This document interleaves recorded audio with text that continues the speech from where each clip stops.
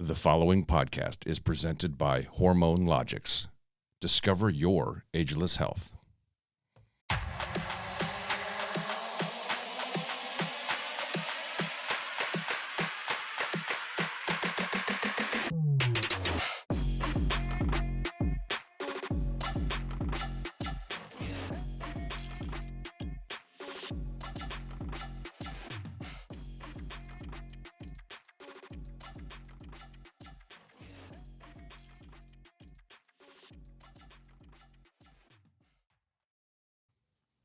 And now, part 2 of the Ascension Mentality Podcast.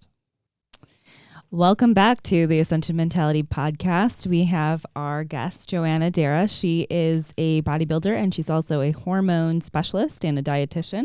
And a cancer survivor. So in this part of our segment, we're going to just kind of learn more about her journey. I think, we heard a lot about the practice and how that functions, and we're just kind of going to dive in a little bit more of, we're interested in you and your ascension, essentially. So yeah. Well, I appreciate you guys.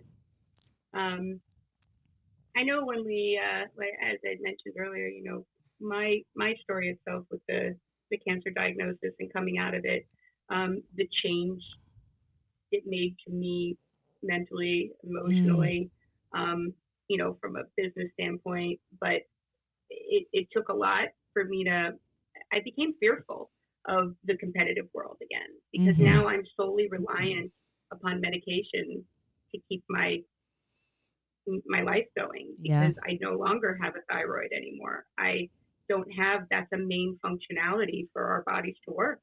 I was so fearful to be vain. I was fearful I was going to gain the weight. I was going to, even though this from a medical standpoint, I knew this, what I had to do, but it's fearful. So I kind of have put my bodybuilding has been on hold now for the last couple of years, while Jamie's still checking in with my coach every week.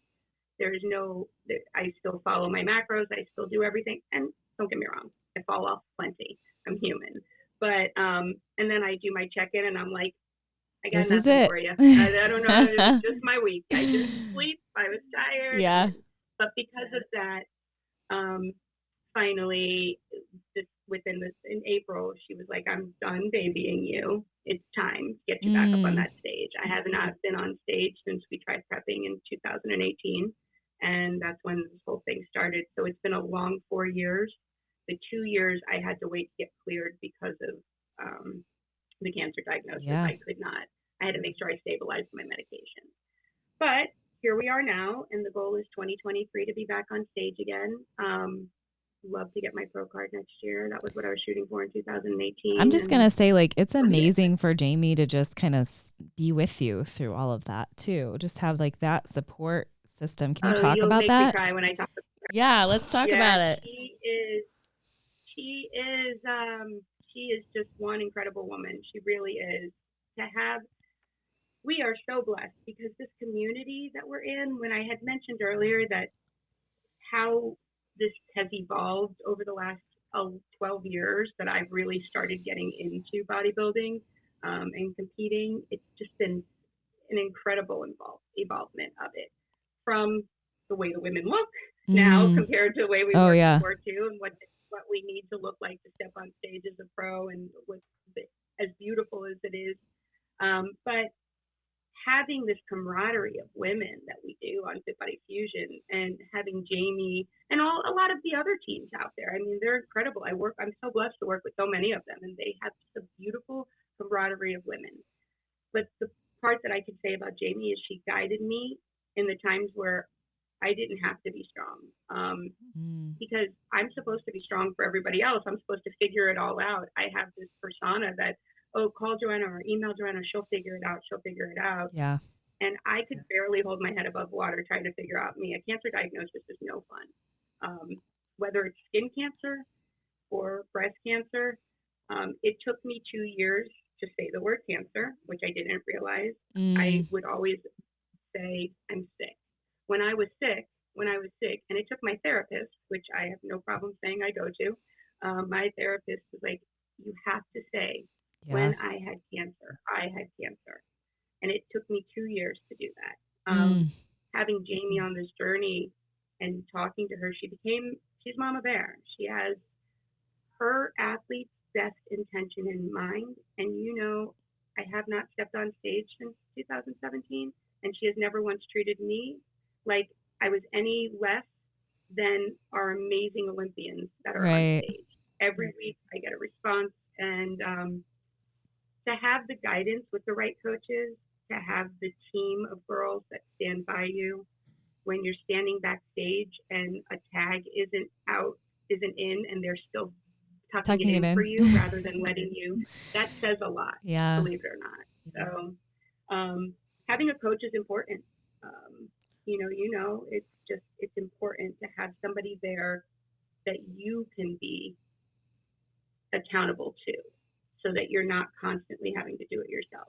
I may know what to do. I just like having somebody else tell me what to do. And she has just been incredible. She's become my friend.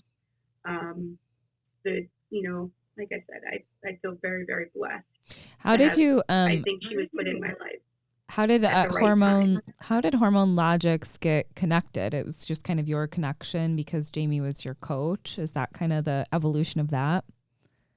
Mm-hmm. Yeah. So because I had been working here and she became my coach and really just started listening to me, I was talking to the girls about stuff all the time, and she's like, Joanna, this is what we don't have.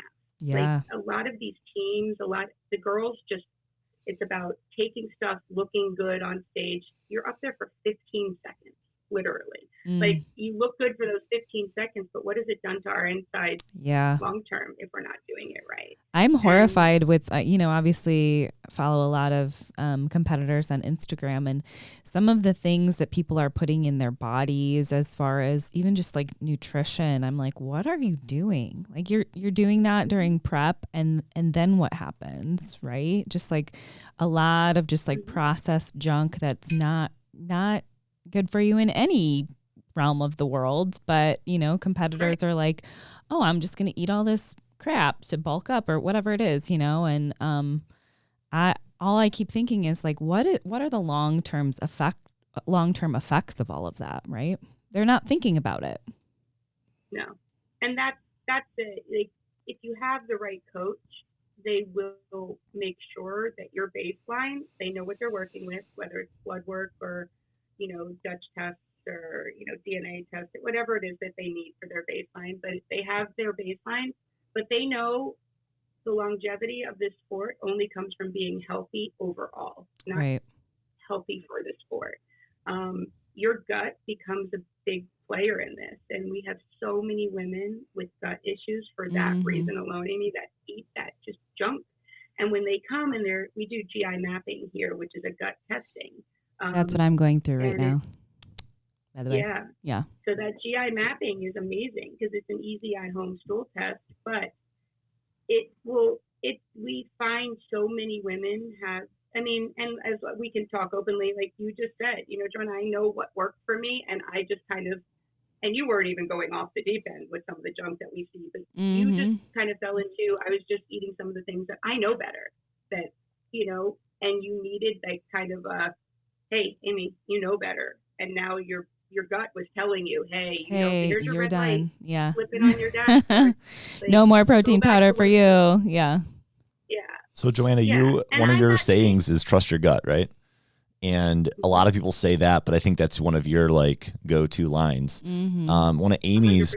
Kind of things about the gut is the reason that you're supposed to trust your gut is because of the biology of it. Right? You want to talk about that for a second? Yeah. So, I talk a lot about gut-brain connection and mental health too, and following your gut and how they're interconnected. And my favorite visual of it, and it's kind of gross, people cringe a little bit, but if you were to slice the body into by your nose, right, your gut... And then open it up. Your gut and your brain almost look identical. So that's just a visual of how connected the gut and your brain are, right? Because I think a lot of people, even just mentally in my world, have so much trouble trusting that gut instinct and trusting that you are kind of all knowing in your own journeys, right? When something's wrong. And I hope that You know, more people are aware of that and can start to follow their gut. Unfortunately, and again, I try not to knock anybody else's way of doing things, but in, general medicine world, and they will treat symptoms.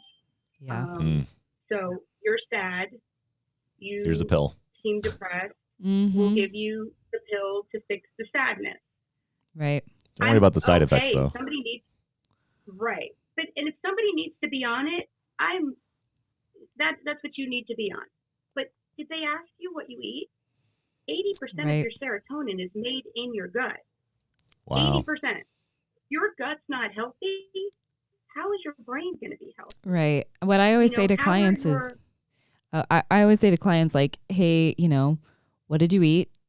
How are you sleeping? Tell me about your exercise, right? And if somebody's like, oh, yeah, I'm depressed and I went to Dunkin' Donuts 5 days this week. I'm like, whoa, wait a minute. Don't tell me that you're depressed then if we're doing this to our body and brain, essentially. Do you think that Dunkin' Donuts 5 days a week is going to fuel your brain properly and provide you with a stable mood? The answer is no, right? So Joanna, I wanted to find out, like, from you, as you're, maybe giving people advice specifically about diets, or maybe it's just routines. Is there like a certain morning routine that you recommend in terms of food or caffeine? Because I think a lot of people that are very busy, right?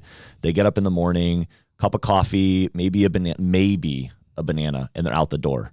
And I would imagine that's like the opposite of what you would say, but I don't want to put words in your mouth. So what is like a really good morning routine that you would recommend? Yeah.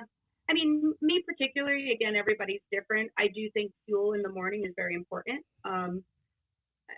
Some people do the fasted cardio, and, that's, everybody's got their reasoning, whether it works or it doesn't work. But for me particularly, I make sure that my vitamins are taken every morning. I'm on a little bit of a different plan. I have to wake up earlier, take my thyroid medication, and give myself enough time to really let it digest, so at least an hour before I'm getting up and starting my morning. So I throw my pillow in my mouth, lay there, I kind of do some meditation, get myself going for the day, and then get up and start my day. Some mornings it is going to be, I've been really big, and I'm not sponsored by them or anything, but I've been using the mud water a lot in the morning, which I tend to like. Does it taste the best? Maybe not, but Does it taste like mud? Myself being a little bit. It's got a little dirt taste to it, a little earthy. But I do that. But I do think that for me, it's not really about the caffeine. I think it was. Hey, Amy, we have a great sponsor on board, Hormone Logics. Yeah, they're actually my hormone doctors, so I think they're pretty awesome. They do hormone replacement therapies to revive energy and strength so that you can continue to feel younger longer. They do bioidentical hormones, menopause therapy, andropause therapy. They help men with things like ED, low T, sleep regulation. They help you to have a more satisfying sex life, improved mood, improved cognition, healthier skin, bones, and hair. How does somebody get in touch with Hormone Logics? You can visit their website at www.hormonelogics.com. Stop missing out on living your best life and be the best version of yourself. More about that routine of getting up, sitting with my pups in the morning on the couch, having some time to myself before I had to get into my day, just wake up. And so for me, it was the hand to mouth thing. So I found myself drinking coffee a ton in the morning, just drinking my Nespresso, my shot. But I realized I was doing an injustice to myself because I know better. My cortisol levels, which is your stress hormone, were starting to be affected. So I was like, I got to find what works for me with the hand to mouth thing in the morning. Started drinking my greens every morning. And I mix my greens with my, all of my supplements that I put together for my greens in. Do you press it too? Or do you have a fruit or a vegetable food presser? I do. Processor? Yep, I do. Juicer. And I make mine, and I put them in mason jars. So, and then I make enough for the week, and then I'll drink my greens in the morning. but at least it was like the hand to mouth thing for me. So I could sit with my dogs and kind of on the couch and decompress a little bit before my day starts. And then my breakfast is going to be different each morning depending upon if I what body routine I'm doing that day. So I'll have a heavier carb when I'm going into the gym to lift and do legs or back. And some mornings it's just, if I'm just doing, my cardio that morning, I'll do my egg whites that morning. I do eat a lot of plant-based foods. I am not vegan or vegetarian or any of the sorts. I love my red meat, but I do find for my body what works better is just a lighter breakfast in the morning, unless it's a heavier carb day. So I do a lot of veggies in my breakfast in the morning, egg whites, and then on the other days I will do a piece of sourdough bread. No, it's not completely gluten-free. I do like to say I'm mostly gluten-free, but I do a piece of sourdough bread in the morning because I don't do well with oats. Just like Amy, I've tried the ones that are completely gluten-free. I just don't do well with it. My body doesn't digest. But food in the morning for me is what starts your day. But mentally what starts my day is finding the routine that works for me on the couch with my pups, digressing, even if sometimes I'm rolling through a good podcast or social media, something that I want to look at, not all of the nonsense stuff that already sets my day. My intentions are set based on what I see in the morning. And if I'm scrolling through Facebook and I see everybody being negative about something going on or seeing awful stuff, it's inevitable that your day is already preset for that. So I find what makes me happy, animals, puppies, babies. I don't want any more babies, but all of those things. I want everybody else's babies. Other people's babies. So. Yeah. I definitely have a baby reel on Instagram that keeps me going, for sure. They're so cute. I watch the cute little people that are their kids are dressed and running around in these cute little designer clothes. I'm like, I love this. I send it to my son. Not yet, but one day you're going to make me a Nona. That's all I want. So Joanna, you competed, I think you said the last time in 2018, right? 17. And so was that your first show? Does that No, sir. I have done, I can't tell you how many, but I've been competing since 2011. Okay. So 2011 to now, I'm sure that a lot's changed. You've matured, you've grown, you've figured some things out. But how has that impacted your relationships, with those close to you, maybe with your son? He's a young man now, so he's probably looking at pics of his mom and saying holy cow, why don't all of the women look like this? But in the bodybuilding world, how has doing all of these shows kind of impacted some of your relationships? It's sad, but certain people don't really understand the world of, competing because they, and so if my life with certain people was about going out and they want to go have drinks all the time and they have to go to dinner all the time and do that. I don't have a problem going to dinner and sitting there and eating what fits my macros at that point, but you can see the ones that were frustrated with it, and that's fine. For that particular time, they weren't right for me in my life. Yeah. I've gone through, I've made my eliminations based upon healthy habits. I've been with the same person for 10 years. We had a small brief breakup for a 2-year stint. And he, he's very different than I am. He doesn't listen to me at all. Most men. He doesn't follow my routine. He doesn't want to work out with me. He's not like that at all. He doesn't even look like a bodybuilder. He doesn't. But he respects me, and he's like, let me know if you're in first call outs, I'll come to the night show. Yeah. That's kind of how it used to be. Yeah. Then we evolved into a lot more shows across the country. And he'll fly out and he'll be there. Does he love it? No. Does he think that it's crazy? Sure. But does he love me and respect me and appreciate me? And I'm sure he loves the fact that I look good, and I'm 47 years old at this point. So at 47, you're going to make your body changes. It's very, very difficult to look and attain and achieve a certain goal without being in totality your diet, the alcohol consumption, the outside of this, I mean, anybody can go get Botox, but if you're not healthy on the inside, that Botox is going to wear off really, really quick. And then you're going to need more Botox. So it's all about your skin, your health. So he respects it. My parents are both, I'm blessed, but they're both been, active adults. My dad still works out every morning and runs a very successful business. My mom still works and goes to work every day. And my son, if I were to show you pictures of him, he's incredible. I'll have him pop in here, but he's incredible. He's 6'4" and 230 pounds of muscle, probably 11% body fat. Yeah, nice. We probably have like the same body type. Not a big deal. Yeah. So one of the things that Amy and I have noticed, Amy's deep into the bodybuilding. I go to the gym. I'm not a bodybuilder, but I go to the gym. But one thing I've noticed is how it affects the kids.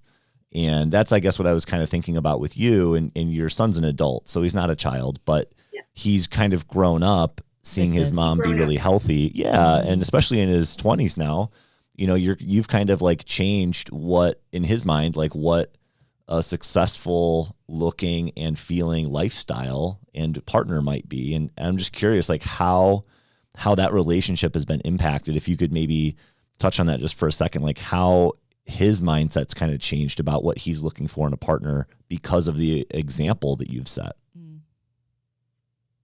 So he's a pretty deep kid. He's grew up with me. His dad and I separated when he was 2, so it was mostly me and him for a long time. So he's a mama's boy, as some people would say, but you would never know. But he's just a warm soul. He's an old soul. He's been in 3 long relationships. He's 27. He's had 3 long relationships, and the girl that he's with now was his best friend in middle school.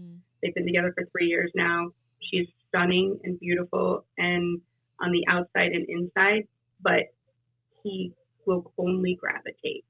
All 3 of the relationships he's been in only gravitates to somebody who has a healthy lifestyle. They were either cheerleaders, softball players, they eat healthy. And listen, I see them. They go out, they'll send me a picture of what they were eating over the weekend. I mean, they're in their 20s, right? Yeah. They're probably not, they're having fun. Yeah, and he lives his life. He would never date anybody who smokes. He would never date anybody who, and again, everybody they're their own. The vape pens are a big thing right now. He's disgusted by it, those types of things. Like, he's just raised in a healthy home. I won't lie and say when I was a kid and struggling, trying to figure it out on my own, that I haven't driven him through McDonald's when he was 2 years old.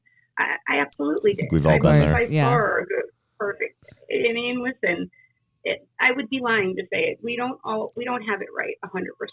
But I always say, whatever I did do, even though when I thought I was screwing up this entire life of his, I must have done something right, because who he is today has made me realize I must have done something right, because he genuinely is a healthy, knock on wood, versatile person who knows what he wants in life, and he's killing the game with it too. But he's in the gym sometimes too much. I told him. He doesn't listen either, actually. I'm like, stop, take a day off. Like, no, they were just in Italy, and he came back from Italy on vacation, and he's like, Mom, you have no idea. I mean, we ate.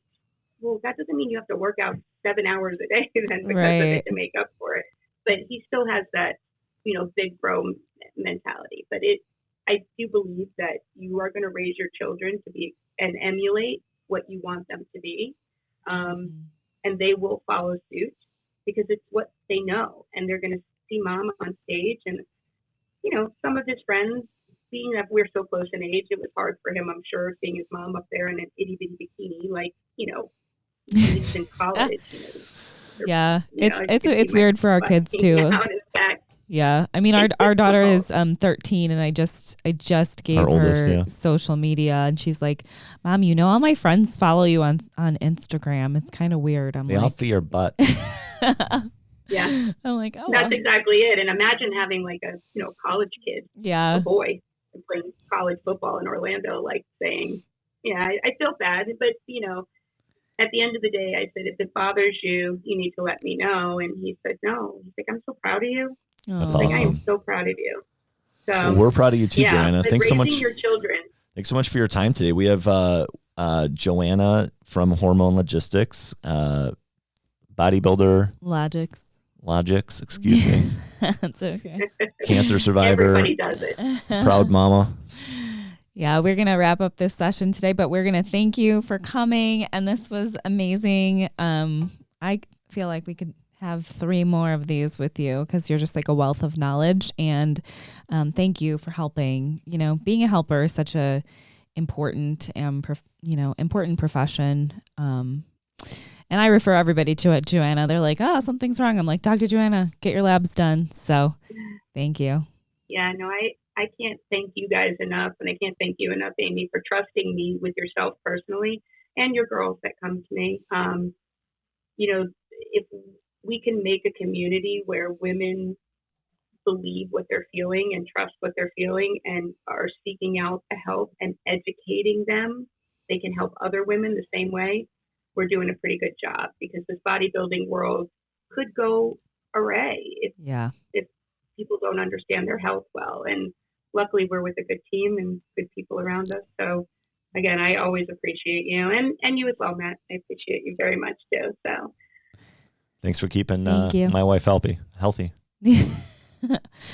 right. See ya. All right, guys. I hope you guys have a great one. Thank you so much. Bye. Take care.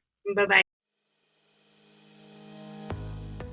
This is Amy Wilhelmy. I'm the owner of Balance Wellness Collective. It's a holistic and integrative mental health practice located in St. Charles, Illinois, and telehealth. All of Illinois, we see individuals, adults, families, children, and adolescents. We are primarily family focused and also do divorce mediation. It is a mind, body, and spirit approach to care. You can find us at www.balancewellnesscollective.com. So we just had Joanna Dara on from Hormone Logics. She talked to us about her journey and hormone health, and that was a really interesting segment. I mean, I could nerd out on all that she's super smart medical stuff for a while. Like, I just want to talk to her. I wonder what it's like to be her son. I was trying to be very gentle, but also direct and figuring out how a college age man is having his mom be a bodybuilder. Yeah. I mean, she's young. She had him when she was 18, 19? She said they're 20 years apart. Yeah. Yeah. So yeah, it'll be an interesting journey for our family as well. You know, it already is with our 13-year-old being like, oh yeah, my mom's on social media in a bikini. But I was really impressed that she was open with her cancer story. I thought it was interesting. It took her 2 years to say the C word, That would be hard. Yeah. She said she had to go to her therapist, and her therapist made her say it. Yeah. Good therapy. Go therapy. Go therapy. We're looking forward to having more guests that are just as smart as Joanna. Yeah. That was a good one. That was awesome. Thank you for joining us with the Ascension Mentality Podcast. I'm Amy Wilhelmy. And I am Matt Wilhelmy. We'll talk to you soon.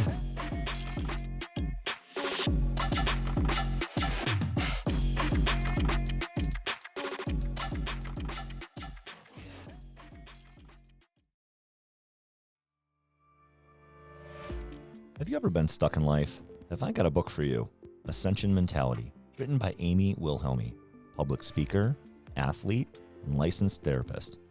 In her book, Amy takes us through a raw and vulnerable journey as she unravels from childhood trauma and navigates her career, marriage, and parenthood. She takes us on a deep dive into her life and how when emotions are left unprocessed, they seep into adulthood as she tries to navigate the task of growing up. You cannot change what you did. You cannot change what has happened to you, but you can change how you feel about it. You can let go of what is holding you back. When you process and unwind trauma, you don't lose what made you strong. You only lose what no longer serves you. To ultimately be a better human, friend, parent, partner, coworker, daughter or son, and leader. It's time to let go. Ascension Mentality. This has been an Ascension Mentality podcast. Hit subscribe for all the latest episodes.